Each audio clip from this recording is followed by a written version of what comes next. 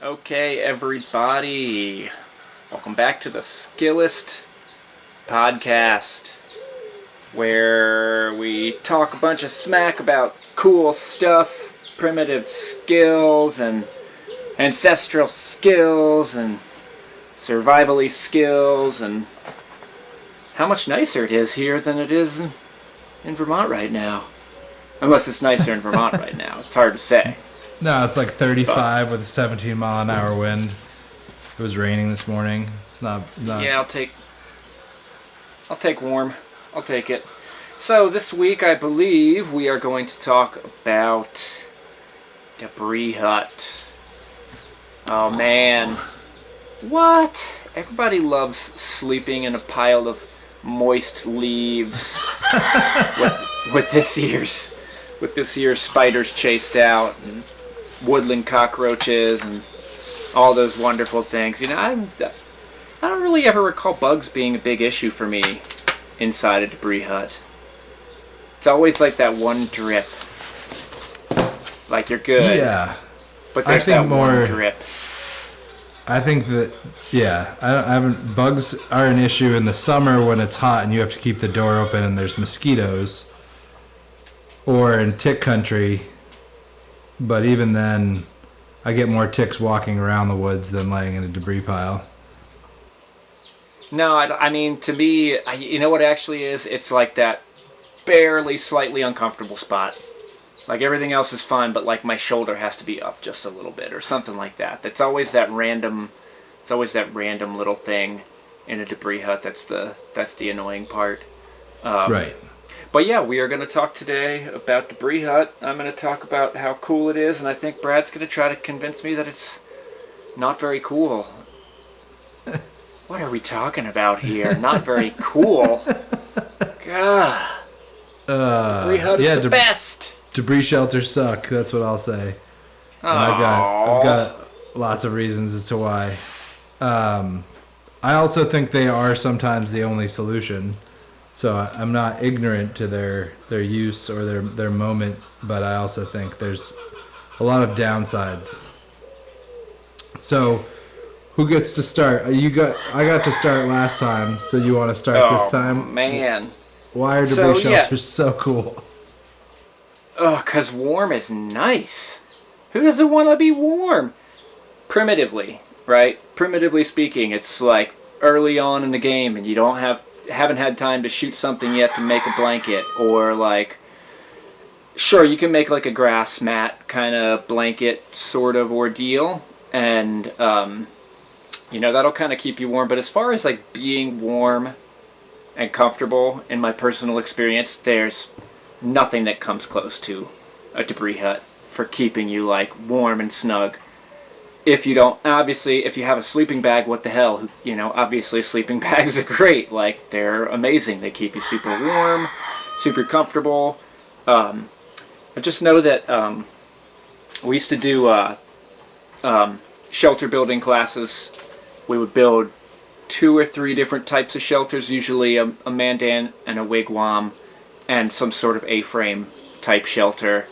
And the very first night of the class, we'd have this massive pile of leaves that we would burrow into, and we'd sleep in that massive pile of leaves the first night, and then start to build up the shelter. Like, as we're building up the shelter, the debris is like going away towards the shelters that are being built, and to a man or woman, to every single person in that class, the same answer came up as to which was the most comfortable night, which was the night when they slept in the pile of leaves. And this was like, we weren't giving anybody, they weren't bringing their sleeping bags, right? It was just using the shelter to see which one is going to be the most comfortable, which one is the warmest. So, yes, there's more than just warmth to consider when it comes to sleeping, right? You got to be comfortable enough, and there's lots of things that go into being comfortable. But as far as keeping you warm all night, unless you have a sleeping bag or a blanket, I just haven't experienced anything that comes close to sleeping in a debris hut. I mean, I've rotisseried around a fire all night, and that just sucks. Like, it's never good enough. It's smoky, and you're spending half the night collecting collecting firewood anyway. Yeah, I mean, I can't really think of ever being as comfortable without a debris hut as versus with a debris hut. Yeah, there's probably lots of other reasons, but I'm gonna just start there. Like warmth factors, it's hard to beat. Like primitively, how you gonna beat it? You know, I just don't see how you're more comfortable than that. Nice, snuggly little debris hut. Lots of fresh leaves. Leaves. Definitely leaves. Not a big fan of grasses. All right. Oh, look at him. He's getting prepared for the counter argument. Look at him. All right. Lock us in a cage, people. All right. So here are my thoughts. I've taught hundreds and hundreds of people how to build debris shelters, and I've seen them work where literally after like a 13-degree night, the student crawled out of their shelter and steam was just pouring off of their body from all angles. They were just like enveloped in steam. I've slept in them a bunch. I know that they work. Here's my beef. They take a beginner, somebody who hasn't practiced the shit out of them, at least an 8-hour day of hard, grueling, non-stop work to build. And I don't really see them as viable survival shelter because most survival situations don't occur in a situation where you're like, okay, it's 8 a.m. I have somebody bringing me meals. I have limitless water. I have a good spot already predetermined on the land that's covered with debris. Now I'm going to build my shelter and sleep in it. They start in all sorts of fucked up circumstances in which you could have like an inch of snow. Not enough snow to build a snow shelter, but now all your debris is like mixed with snow. You could have, not to mention freezing your hands trying to get it off the ground. You could have, tons of rain that day. You could have not realized you were lost until 3 in the afternoon. And so in general, I think that debris shelters are great when you have the time to build them and sleep in them. But that outside of that, in an area like where I live, where dying of hypothermia is a real threat, and it happens to people every year, from the least experienced people who are like, I have a cell phone, everything will be fine, to like literal hiking guides who have hiked the Appalachian Trail, the Pacific Crest Trail, the Continental Divide Trail, and still went out in New Hampshire and died on a cold night. I think that anybody who doesn't seriously consider that most important thing, that thing that can kill you first, which is hypothermia, if you're in an environment where that's a real concern, if you're not considering that and planning something better than debris shelter, that you're making a basic survival mistake, and that you should be prepared with, like the lightest weight down bag and the lightest weight bivy sack in the bottom of your pack. If you're doing hiking in conditions where, or you're out in the natural world in conditions where if you have to stay the night out, you're going to die. I think it's insane to rely on debris shelter and just be like, oh, I know debris shelter. Even if you're well practiced at it, the fastest time you're ever going to build it is like several hours. And so with good conditions. And so I think that they're awesome, but I think that in my survival education, they were propped up too high. And I've made the mistake to students as being like, well, if you know this, you're set for shelter. And I think that it's important that people consider that there is a more realistic solution, which is just carrying what you need when hypothermia can threaten your life. And that's my basic breakdown of why I think debris shelters are overrated survival shelters.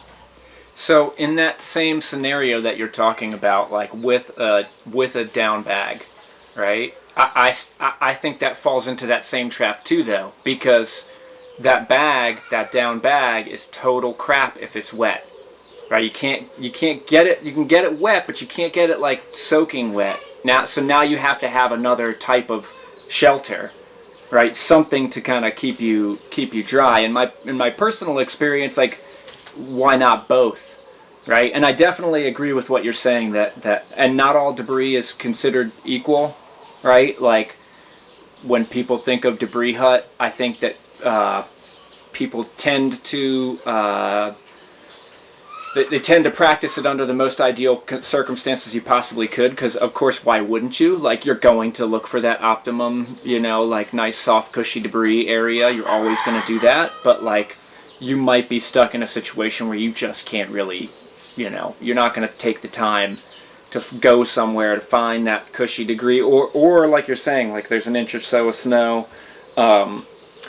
I'm not certain that the down bag by itself, without some sort of other shelter situation, is necessarily up to snuff either. But I definitely said a down bag and a bivvy, but I just mean to keep you alive. And like, I don't think that the recommendation should be like, oh, carry a full sleep kit wherever you go. And even if it's like an SOL blanket, which now they have like lined ones that are pretty small and pretty lightweight, but have a layer of insulation and then the 2 layers of reflective shit. Like, I guess what I'm saying is, I don't think that debris shelter as your only consideration for meeting the need of shelter is realistic, even if you're good at it, because of the variable situations you could be in, and that people really need to take hypothermia seriously, because in terms of like what I've actually seen people die of, not firsthand, but like in reading the reports and in reading what things in nature kill people, it's like falling off of shit and freezing to death take the cake by a long shot. And then like everyone puts all their energy into making food happen, but the amount of people who actually starve to death in the wilderness is pretty limited these days. It's pretty crazy also, like, to consider how often people experience hypothermia. People experience like lower grades of hypothermia very regularly and don't really have a firm grasp on what their body is actually going through. I've seen people plenty of times in not even like that crazy of situations, just like shivering pretty uncontrollably, not even necessarily continuously, but like shivering off and on, and like, talking to them just at different classes. I'm like, hey, are you okay? Oh yeah, I'm okay. I'm just a little bit cold. I don't think people recognize how often they actually are kind of beyond what would be safe in a survival situation. And it's definitely true that I've had beginners where we were telling them, okay, like, this is the spot, right? This is where you're going to build your debris hut. Here's how you're going to do it. You're going to rake all this debris down. You're going to make a massive pile of leaves. Just keep going. Keep getting more debris. Keep going, like, till it's massive. Give them the dimensions. This much debris, this wide of a pile, this long of a pile, and like, people still don't get it. They still don't realize how much they actually need. You really have to like suffer through. For me, I felt like it was like the 6th or the 7th debris hut that I slept in, where I was finally like, oh, okay, that's enough debris. I always had a saying at some of the classes, like, there is no such thing as enough debris, right? You just keep going. You just keep going and keep going and keep going. And I definitely agree that it's way harder than it's way trickier to get it right than you think. It seems so simple, right? And it is so simple in so many ways. But, again, on the flip side of that, what else are you going to do? You're going to build like the bushcraft extraordinaire, the lean-to, the freaking... The deadly lean-to, the 8-foot tall, like covered with scant boughs lean-to. It's like, no, lean-tos suck. Lean-tos, I would say, are even dumber and less realistic than debris shelters. They're horrible. They're horrible, yeah. And you see pictures of them all the time. I don't know how many times I've seen that Instagram post of like, hey, bushcrafting, look at my shelter. I'm like, that's not a shelter. That's an umbrella. We've dubbed them man forts. Yeah, a man fort is a pretty good, like, I mean, dipshit fort. I don't understand it. Like, what is it the Boy Scouts? The Boy Scouts doing that? Is I it don't Instagram? know. Yeah, Alone, I mean, I've isn't spent it? nights in lean-tos, and they're pretty horrible. I think it makes more sense to me to have, like, a small, tight couple of reflector walls and a fire without even bothering to do the stupid little lean-to roof. When we're there, I'm going to teach you about the reverse square law, or the inverse square law. Sorry, my brain is barely working today. But the inverse square law completely debunks reflector walls. I buy that walls around an encampment can help with wind, and convection is serious in terms of heat loss. But the way that energy it decreases exponentially over distance, it's pretty much impossible, even with like a perfect reflector, to have a reflector wall deliver much heat to you. I'll take 2%. What you talking about? I'll take 0.5%. What? Okay. Well, if I gotta have a wall behind me to block the wind, what the hell? I'll take that. I'll take that percent of heat. I'll take that 0.25% of heat. What the hell? Might as well. So I think, like, in terms of what to do about it, the things that I've been trying to do with my students since I kind of came to my feelings around debris shelter, and I still teach survival classes, and I still teach debris shelter. I think that, like, if you live through night number 1 and it's the morning and you know you can't walk out, like, I'm building a debris shelter. I don't think there's a better primitive shelter to build, especially without tools and materials. So don't get me wrong, like, I see the value in them, but I don't think they're like a great emergency oh shit device. And so the things I've been trying to educate my students around are like, okay, how do you lose heat, right? What is hypothermia? You lose heat through radiation, which you can trap against your skin by effective layering and clothing. And then you have convection, which is wind, moving past your body, removing the warm air that you've warmed up around your body and replacing it with cold air. And then you have conduction, which is like sitting on a cold surface, so making sure you get something insulative between you and the ground. And then helping people to understand, like, why air is a good insulator is because it doesn't conduct heat well, and that water conducts heat 25 times faster than air does, and solids conduct heat even faster. So you need to build a layer of dead airspace around you, and that there's a lot of ways to do that. Also helping them to understand that external heat sources, unless they can completely heat the air around you to a point where you are not the warmest thing in the environment, like, other than that, external heat sources don't do any good for you, right? Like a fire, like, they'll warm up the side that they're radiating on, but the rest of you is still losing heat. And like you talked about, then you have to rotisserie yourself, and that's a pretty miserable night of sleeping like a half hour at a time.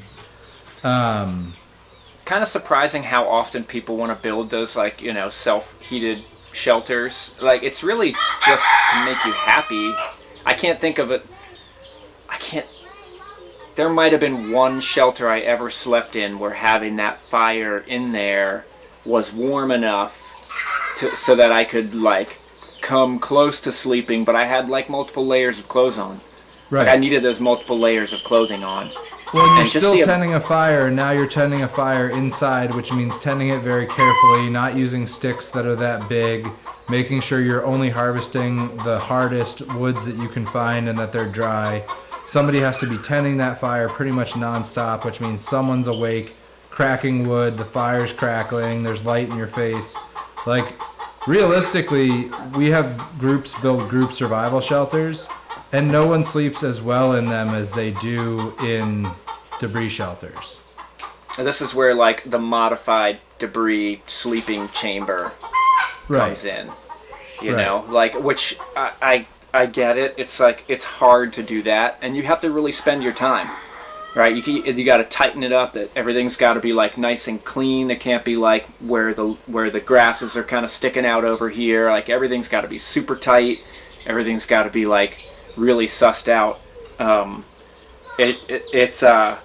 It's kind of mind blowing though to think that people want to rely on that fire. And if you're relying on the fire, aside from everything that you already said, that like, you know, you're not sleeping very long because you have to constantly tend the fire. If you have somebody else to tend the fire, sure, that's great. They get to stay up all night while you sleep, and then you get to stay up all night while they sleep. Nobody's really getting enough sleep. And if I'm saying I need a fire to keep myself warm, I am like guaranteeing myself a lot of work for eternity. Right? Like, there's never going to be an end to the need to gather the sticks. There's just not going to be an end to that. And, like, just the amount of smoke inhalation, I understand how much more difficult it is to build a decent debris hut, to build a decent, like, sleeping chamber. But you're better off, in my mind, spending, you know, a week sussing out that sleeping chamber than you are just relying on that radiant heat source to keep you going. I will definitely say that one place where debris huts make absolutely no sense whatsoever is in tropical places. Places that are like continually warm, just for the critter factor. I've definitely slept better in debris huts in places where there's mosquitoes, you know, than without sleeping in a debris hut. However, if you're talking about somewhere tropical where there's ants, it's just like, you're not sleeping in a pile of leaves. It is just not going to work out long term. It's going to be very quick till you are abandoning that sleeping shelter. But you know, then it comes to the hard part. Like, what's the alternative? You know, like what is the viable alternative to the insulative sleeping chamber? Because I personally haven't found it. I mean, what about like snow shelters? I built them and slept in them, but I can't remember a nice night in them, other than having a sleeping bag already. Right? Sure, if you already have a sleeping bag, you can kind of make them work a little bit. But without a sleeping bag in them, forget about it. Like, right. I mean, you're basically in a debris hut in there, essentially. Right. And then, like, what, digging in the ground? But it's like, you're not going to dig. Right, without a shovel, you're not digging a hole to sleep in. That's not viable, right? Like, what's your solution in the primitive situation, or is it just like modified debris hut? For groups, you know, like or individuals, either way. I mean, for individuals, I think if you have fucked up so badly that you don't have another shelter and you're forced to rely off of what you can make with your own two hands, then I would say if you have the time, build the debris shelter. If you don't, then build something that keeps you off the ground, blocks wind and precipitation, which is going to be like some shitty lean-to thing, and a fire, and get you alive until the morning, until you can build the debris shelter.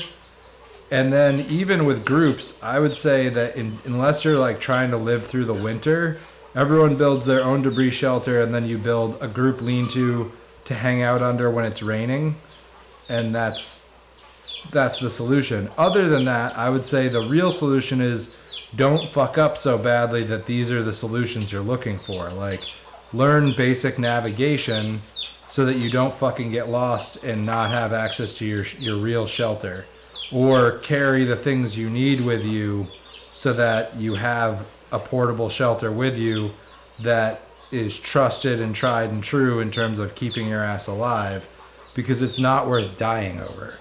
And like every year in the White Mountains right next door, people die, like 3 to 5 people die of hypothermia, and it's just insane. It's like most of the time they have phones and phone access, and they're just unprepared and ignorant, and it sucks. Like those people are leaving families behind, or they're people's kids, and like it's a real lack of education around like what is serious and people are like worried about bears, and it's like, yo, the bears aren't going to be a problem. Are you going to be able to keep your core temperature where it needs to be? Like, I was looking it up, and in the United States, 1,000 people a year die from cold-related deaths, and you could probably take a big chunk of those, at least in Vermont, I know, from talking to the cops. It's largely like, or it's at least half elderly people who are like dealing with dementia or Alzheimer's who get lost and freeze to death. And that is like a relatively common occurrence. And then you have, you know, people who are unprepared, and not thinking about it. Like, instead of thinking like, what is the worst weather that occur on this day, they're like, oh, this is what the weather will probably be. Instead of being like, what's the worst thing that could happen in terms of my navigation plan and a backup plan and a backup navigation system, they're like, oh, I have my phone and it has GPS. Like, people are unaware of having backup plans. They're unaware of like the actual threats and dangers to them. And so I've switched my education focus to really like making sure that my survival classes are getting good navigation information, that they're not being taught that like you can tell north by the moss on the tree, and like that they're getting good serious information around the seriousness of hypothermia and like what portable shelters are available and worth carrying and what they weigh, and like really trying to recenter it around that. And then of course I teach debris shelter. Like, if you're going to be stuck making a shelter, you should build that one. But I think it's like, we talk a lot about PACE plans, primary, alternate, contingency, emergency. And I think that shit should be E. Like, that should be your emergency plan. Your primary plan should be to navigate to your home. Your alternate plan should be like, okay, I've got, a backup oh shit direction so that I can get help and get out of here a different direction than my primary navigation plan. Your contingency plan is like, oh, I'm carrying this decent survival blanket that can keep me warm through the night and a lighter, and I can make a fire and then get out to safety. And my emergency plan is making a debris shelter. Right? And I think I don't think it should be people's alternate plan where they're like, okay, I got lost, so now at 5 p.m. when it's getting dark, I'm going to make this magic shelter. I think that if you're serious about ever relying on a debris hut, like, if you're just like in your mind thinking, all right, I want to be good enough where I could just survive if there was nothing out there, I think you need to sleep in 7 debris huts.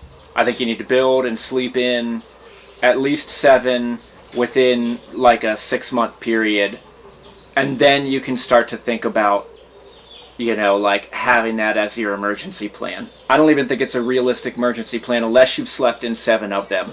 Right? And I'm throwing that number out there, like, not even just like arbitrarily. That was the number that I slept in before I was like, oh, that's enough.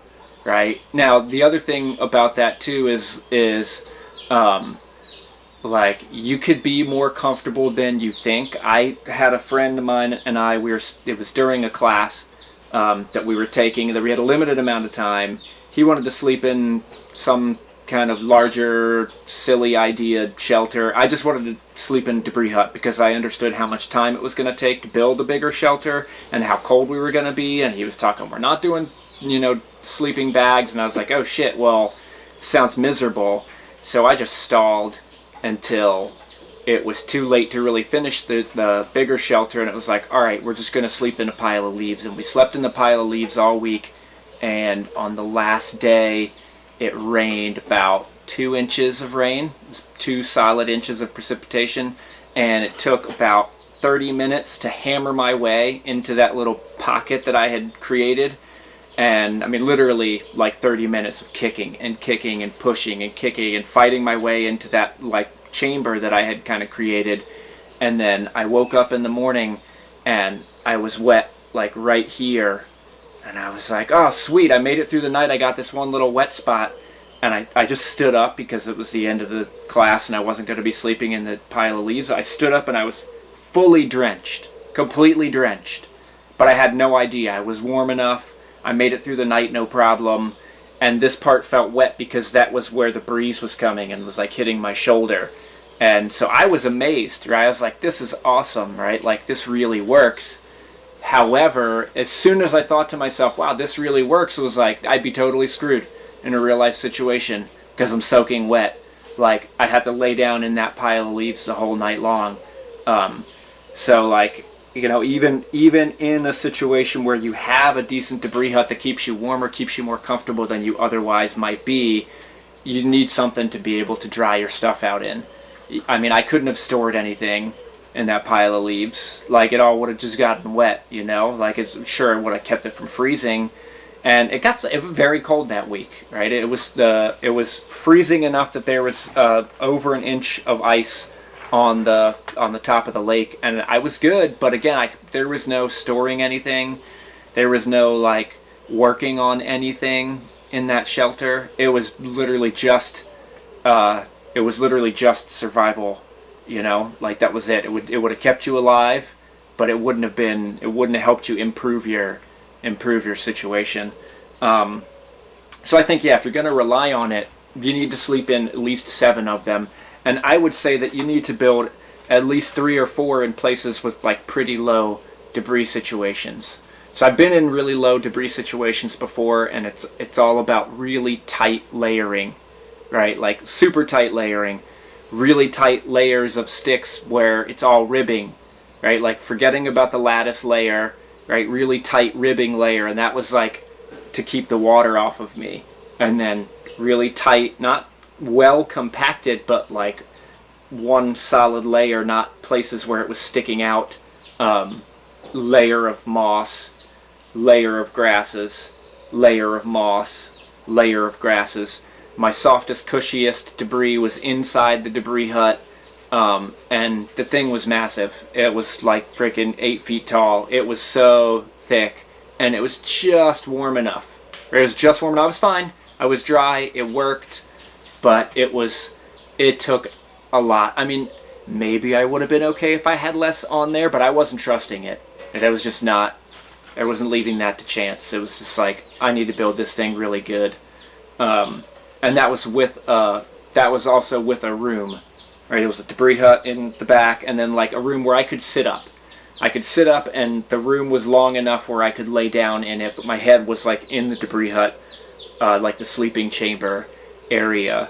And man, that was a ton of work. That was 6 days, right? That was 6 solid days of like lots of work. And I didn't need the tarp. I had a tarp, but I didn't need it. It rained pretty hard and it stayed completely dry in there. I wanted the tarp to be able to utilize it, to be able to store stuff in, to be able to carry it and like do excursions with it. But yeah, there's no way I would have been able to build a halfway decent shelter in that situation without many, many nights in a debris hut. This is like, 20th debris hut, 30th debris hut. I don't even know how many I'd slept in at that point. And that was like, there's no way I would have been able to know what I needed without lots of nights of not sleeping enough. Like lots of uncomfortable nights in debris huts is what it took to understand like what it took to really survive in that situation. Yeah, so I wrote a short list of like how I would tell people to make debris shelter more realistic. One I have is practice a lot, many times in many conditions, which you've spoken to well there. I'd say if you are learning from someone, make sure it's somebody who's done it a lot, so that like I've seen entire schools where they don't teach the door of the shelter, and it's like, okay, clearly nobody here has slept in a fucking debris shelter in cold conditions, and people were like, wow, I hadn't even heard of a door. And these are people who've been like studying at other schools for many years. I won't mention them, but I'm kind of just like, holy fuck. What? That's a fort. Like a debris shelter without a door is a fort. So make sure that your teachers have experience. And then I would say the devil's in the details, and the details that repetitively come up in terms of failure would be like people not filling in all the dead space with insulation and having cold pockets, people neglecting the floor and not having a thick enough mattress and losing heat through conduction into the ground, people not getting enough leaves because they've never worked that hard before and they're tired and they don't understand that nature doesn't care about them. And then having open pockets, like I've seen people do this weird thing where they like don't make sure that the debris settles into their lattice, or they like punch a hole in to see the depth and don't carefully close that hole. So open pockets that leave a draft. And then finally would be a badly constructed or executed door. Like the door should be the smallest you can make it while being able to get in and out without knocking it down. And it should be as long as your wall is thick.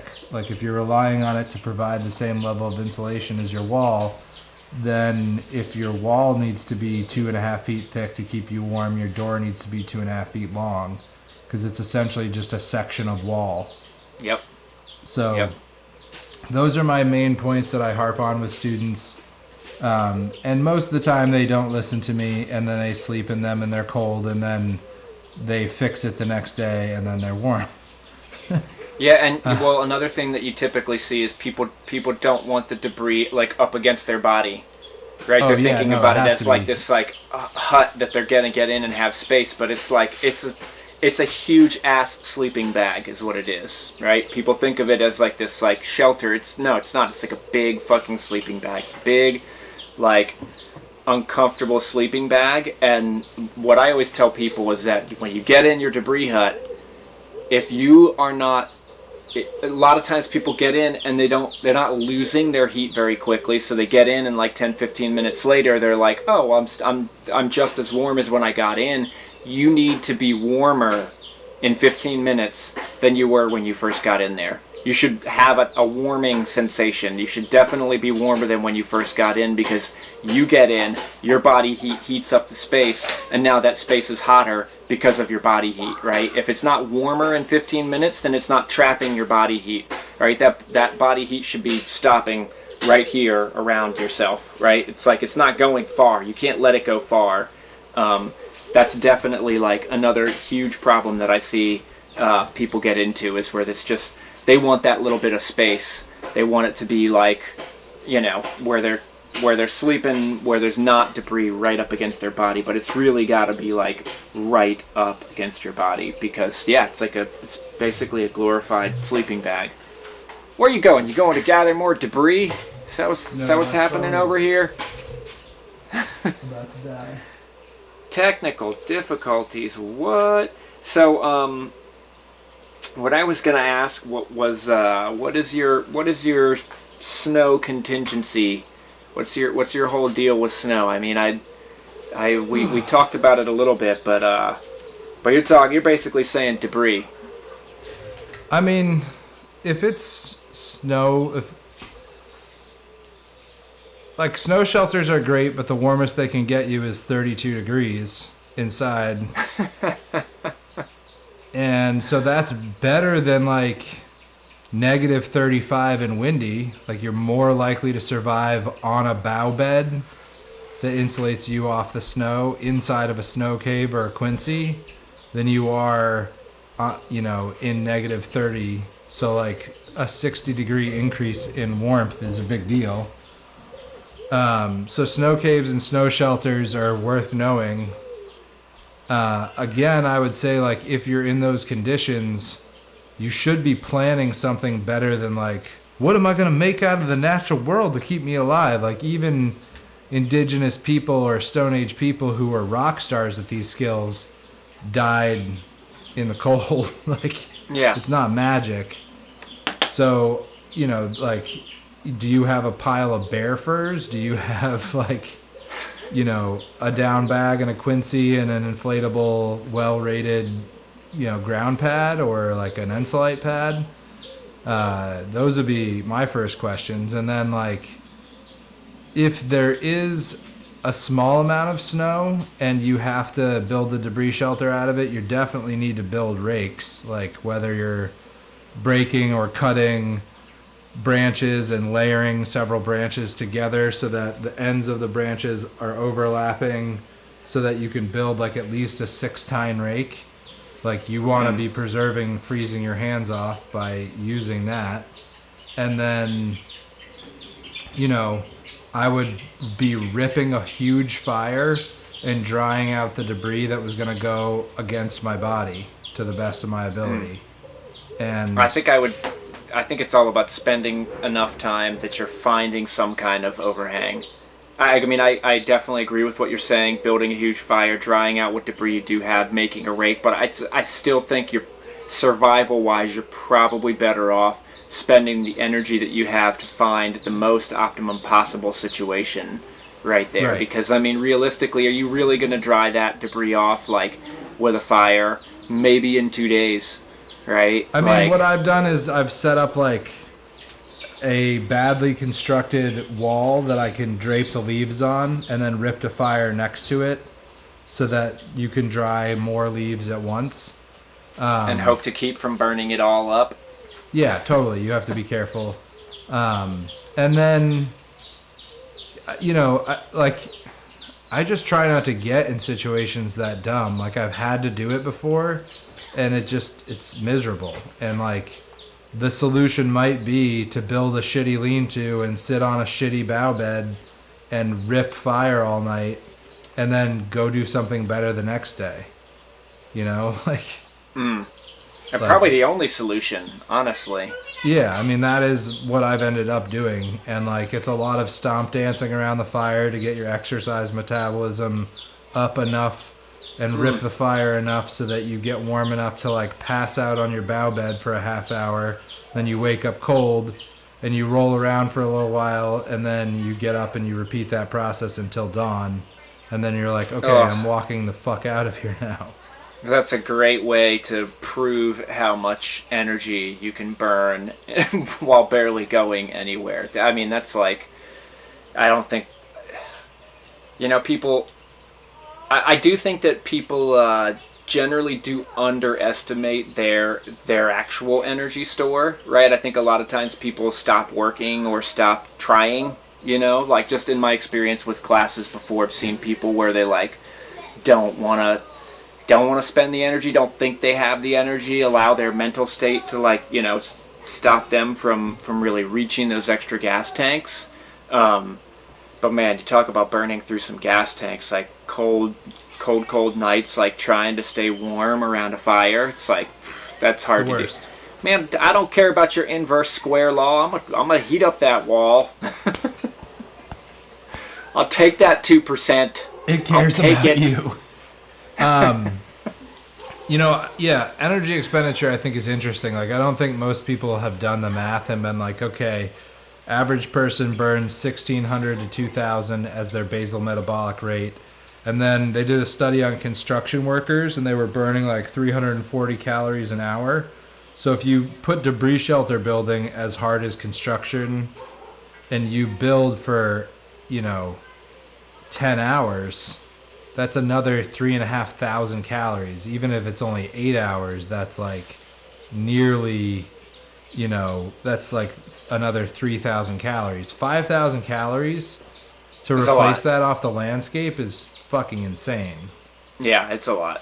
It's a whole lot. What's the shortest amount of time you built a debris hut in? Like obviously 3 hours. Optimum conditions. That sounds about right. Yeah. I did one in like almost exactly 2 hours. But that, you know, again, this is optimum conditions. Right. I mean, that's the thing is, like, when you were talking about kicking together a pile of leaves, like, there's a night where I was watching a meteor shower with a buddy of mine on top of this mountain in Connecticut. There's not really any mountains in Connecticut. It's just a 1,000-foot hill. But,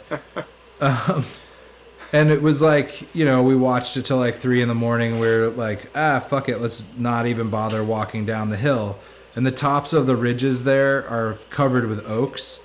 And oak leaves don't disintegrate after a year. It takes like maybe 3 to 5 years for them to fully break down. And there was like a small, you know, bowl up on top of the hill back from the cliff where we were watching the meteor shower. And using our legs, we just kicked together like a king-size mattress that was like waist deep in maybe 15 minutes. And then we just wormed our way inside of it, and we slept till like 11 the next morning. And we were wearing like our woolies and shit. We were dressed for the cold, but we didn't have blankets, and we didn't have ground pads, and we slept, till, like I said, 11 in the morning. And it was, December. I think it was the Perseid, so it was like the beginning of December. So, like in the right conditions, the only thing to add to that would have been building a stick frame, and you could have had a shelter pretty fast. But in a lot of the situations I've been in, I'm dealing with like maple leaves as my best source of leaves. And them shits are pretty thin compared to oak. Well, that first rain shower would have definitely freaking screwed up your Perseid bed. Oh yeah, quickly. No, it was too cold to rain. It would have been snow. No, I mean, and so yeah, has to be optimum situation. Even in that optimum situation, 2 hours is nothing to sneeze at, right? No, that's especially fast if as it's hell. already like no, but even that, like it's like sure that's fine for that night, but like you might need that is that 2 hours best spent building that debris hut, or is that 2 hours best spent like finding a better situation? Is that 2 hours better spent finding the trail and making your way out? Like these are tough questions. I was thinking about what you were mentioning about navigation, and just like that the importance of having that awareness, like constantly having that awareness, like what direction am I moving right now? Which direction is north? Which direction is camp at right now? Like what will be the fastest way to get there? Like what terrain am I moving through, and can I move back through this terrain in the other direction? Like is there another route that I could take to get to to get over that hill to where the road is at? It's like something that you really need to be constantly working on is paying attention to what your actual situation is. And nav is so key. I've been teaching a lot of people to have oh shit direction, which is like wherever you're going into the woods, you should know which of like the basic 8 directions you need to go to hit a linear catch feature. Whether that's a road or a river or something that will like lead you to safety, you should know like, okay, I just have to go southeast and I'm going to hit it. And then you should be able to use celestial navigation or the sun to figure out southeast, and then you just have to sightline 3 objects and make sure you're going straight, and you should be able to hit your linear catch feature. And like that's a hell of a lot right there, though. Well, it is, but it's if you don't have a map and compass, then it's your best bet for getting yourself found. And like a lot of the cases I read about where people are dying because they're lost, if they had a no shit direction and they knew how to walk in a straight line and they knew how to tell, okay, it's noon, the sun is south, or okay, it's sunrise, the sun is in the east. Like if they knew how to do that and then how to tell, okay, if the sun's over there and that's east, I need to go southwest, that's over there. I'm going to line up 3 trees, and when I get to the second tree, I'm going to pick a new 3rd tree, and I'm just going to keep doing that until I hit that road. Like, that simple shit would save a lot of lives. Far, far better than follow the river. Because some places the river is like this, and like... Oh yeah, I only mention the river as like a linear catch feature. Like, you need to have looked at a map and seen, okay, if I can get to that river, I follow it upstream until I hit 302. Right? Or like whatever road. No, I gotcha. Yeah. I gotcha. But linear catch features are great because you can miss in terms of your bearing to one side or the other and still get saved.